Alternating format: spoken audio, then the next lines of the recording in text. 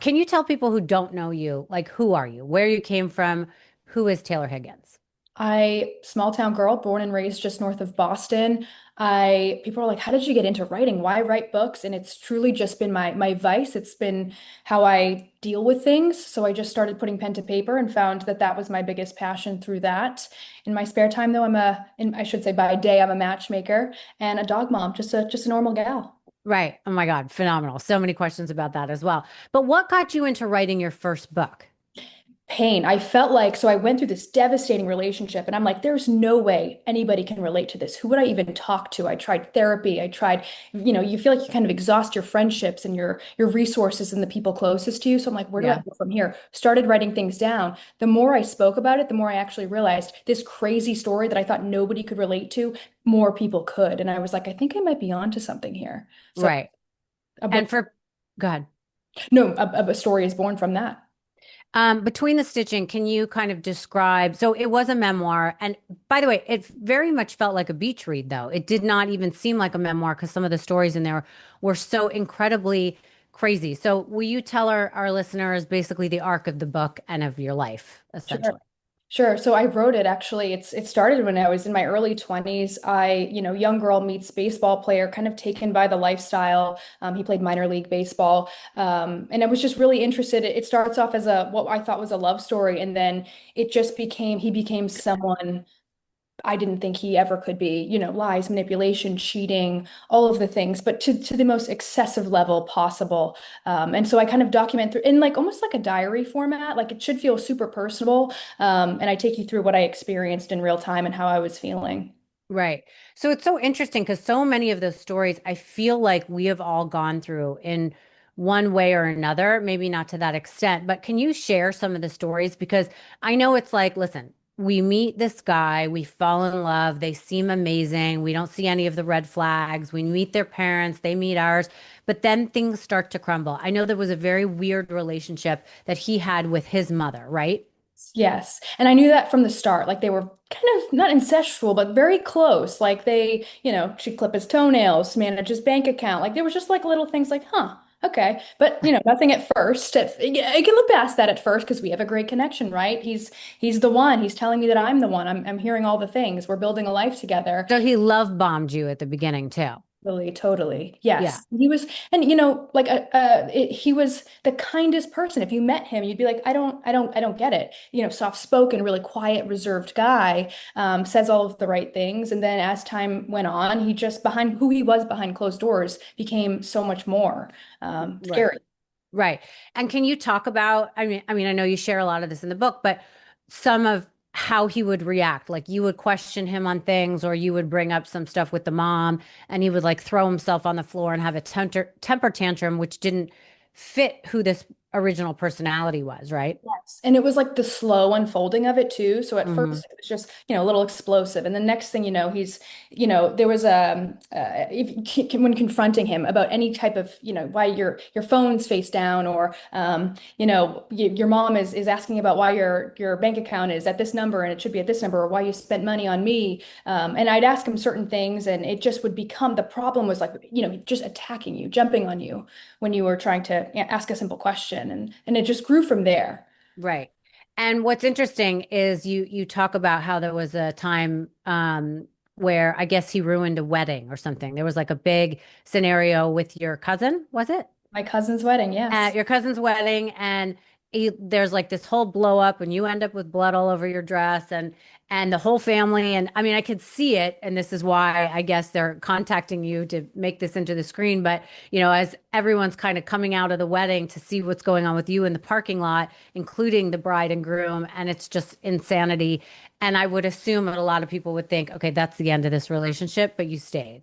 Yeah, I stayed. I could not leave. It's this crazy, and I don't know if you've experienced it I first, have.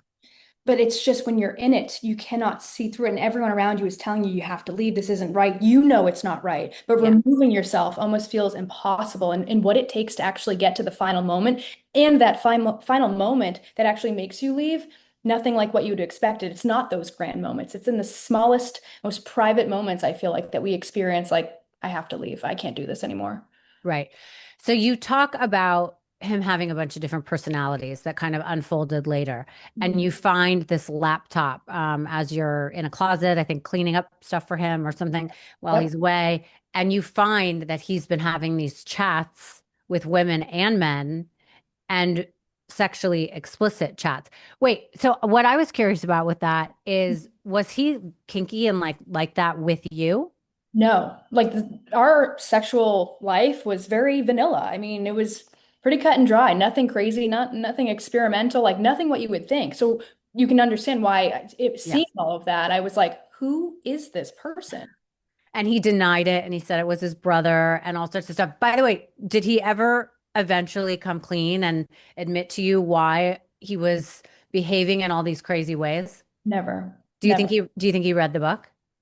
I don't know. People ask me that all the time, and they say I've heard that him and his family just can't be bothered to pick it up. Oh my God. I'm sure they read every word and were just like, oh my God, I hate this girl, you know? Oh Truth. my God. But you don't run into him ever. No, so he actually lives in Georgia, and Okay. I'm up north here in Massachusetts. So Okay. we don't run into each other at the grocery store. Amazing. All right. Well, so now I heard that that book was being optioned into a television film, something like that. What's the latest with that? So it's still currently optioned for film. We have a team of really amazing producers and writers on it, but Hollywood is Hollywood. So I don't even have as much information as I'd like to share with you on that, but Right. stay tuned. Okay. Well, anyways, for people that have not read Between the Stitching, you should read it because it's phenomenal. And again, as a memoir, it reads like a beach read. So it's something that it's not going to be like a typical boring memoir. So kudos to you for that, for, figuring out your writing style. Thank you. All right. You have a new book out, Best Kept Stranger. This new book is more fiction. It's based on some true events, but still very emotionally rich. Can you tell us about the story and how this unfolded for you? It is a bit of a follow-up to Between the Stitching. So the first book, people wanted to know what happened. How did you begin dating after that? What was life like after such a debilitating relationship? So I wanted to write a sequel.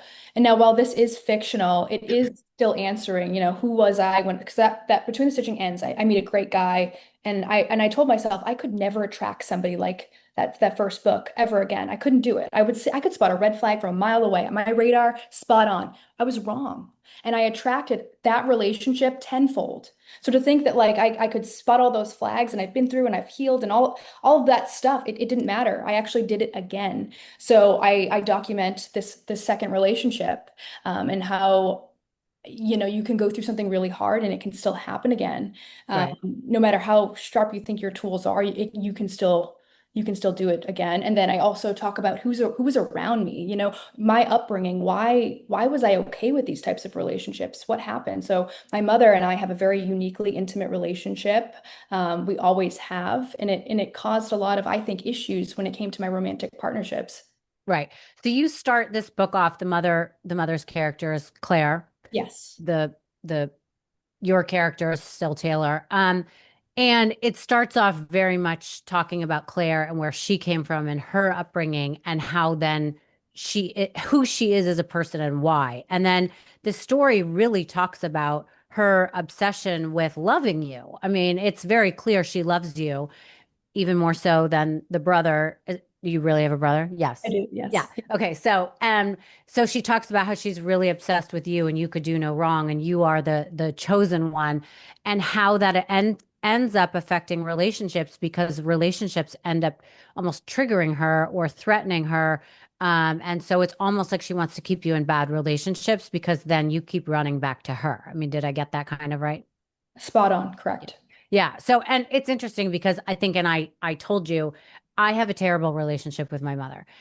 If I ever was to say, listen, this is a classic, classic narcissistic abuse from a parent, she would say, I don't have any of those qualities. What are you talking about? And I have spent since I was a little, I'm 50, and then since I was a little girl, I've had this back and forth with my mother where me as an only child, I've always wanted that relationship, always forgiven anything she did. And sometimes I cannot, it's not my episode. So I will tell you some of the things quickly that she Yeah. did were beyond what anyone could ever imagine a mother doing with a child. So much so that even today, she still treats me like I'm 14. I'm engaged to be married, getting married New Year's Eve.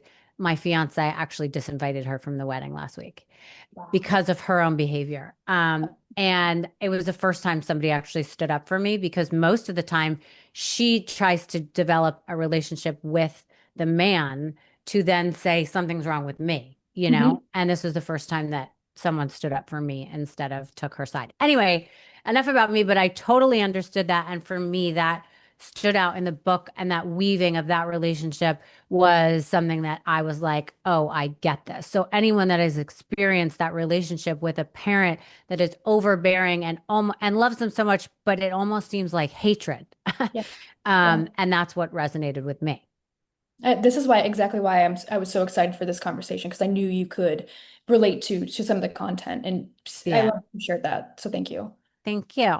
So, will you tell your readers what they can expect? Because, again, I mean, it is a beach read, kind of like this is something you can get through and like get into it and want to, turn on the lights early before you go to work to finish reading. I mean, it really flows really well and is good. It's fascinating what you've done here, your writing style.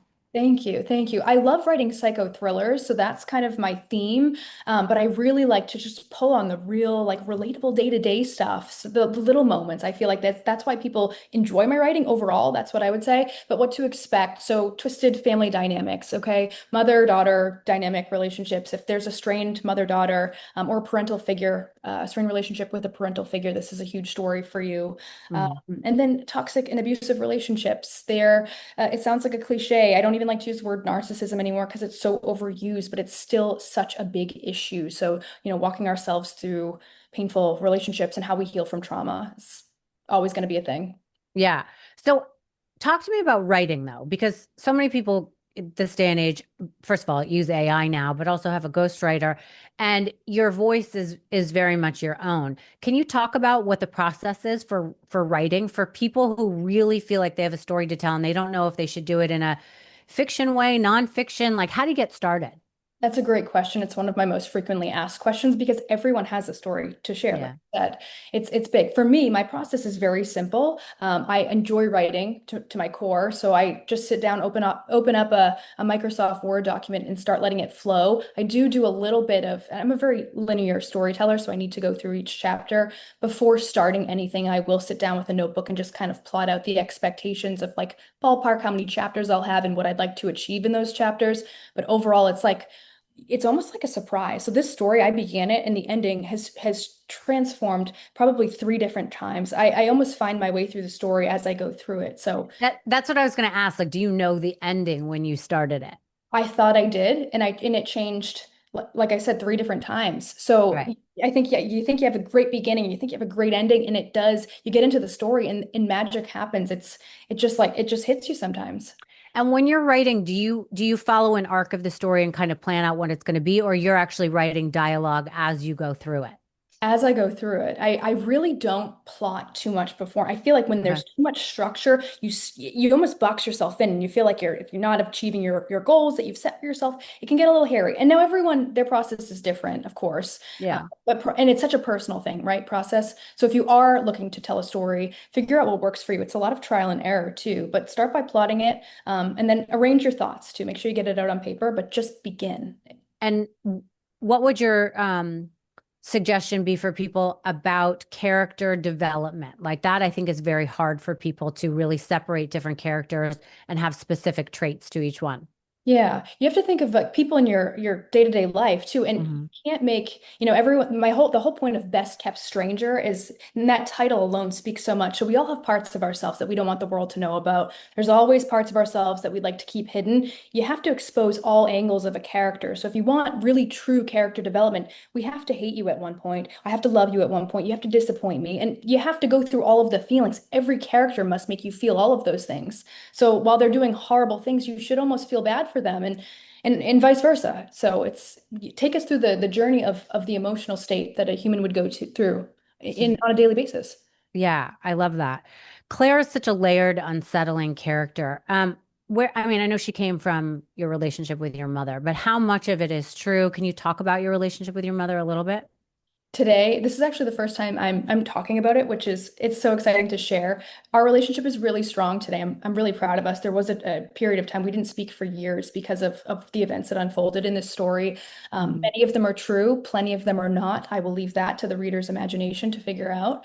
But it's I'm just really glad that we were able to overcome because this book is dark, and I hope anyone that is experiencing a strained relationship with a parental figure, I didn't think at one point I was okay with saying, you know what, have a good life to my mother. mhm. I felt very defective because I'm like, what's wrong with me? You know, it's my mom. She gave me life. And I heard it from everybody too. So to be able to come out on the other side and say, no, no, this is we made it. Feels good.